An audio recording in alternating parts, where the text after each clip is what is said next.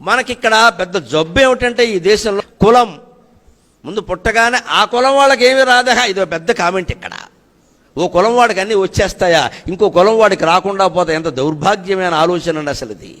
మన సంస్కృతిలో ఎక్కడా లేదే, వేదం శాస్త్రంలో ఎక్కడా లేదే కులాన్ని గురించి అంత ప్రాధాన్యం ఇవ్వమని. పూర్వకాలంలో ఎక్కడైనా కులం అంటే కుటుంబం అమ్మ, గురుకులం, రఘుకులం. రఘుకులం అంటే రఘు వంశం, గురుకులం అంటే గురువు గారి ఇల్లు. క్యాస్ట్ కాదండి, క్యాస్ట్ అనే దరిద్రపర్థం ఒకటి లాగారు ఇక్కడ.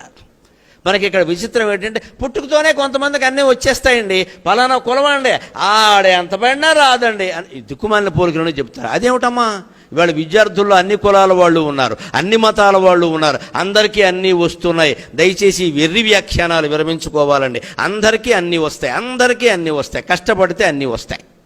ఈ కులం అనే పిశాచాన్ని భారతదేశం మొత్తం నుంచి పంపించగలిగితే మళ్ళీ మనం అద్భుతమైన విశ్వగురు స్థానాన్ని మనం పొందగలం. విద్యార్థుల చేతుల్లో ఉంది, యువతుల చేతుల్లో ఉంది, యువకుల చేతుల్లో ఉందమ్మా. చిన్నవాళ్ళైనా మీకు నమస్కారం పెట్టుకోతున్న కుల పిశాచాన్ని సమాధి చేయండి, దేశం బాగుంటుంది, దేశం బాగుంటుంది ఖచ్చితంగా.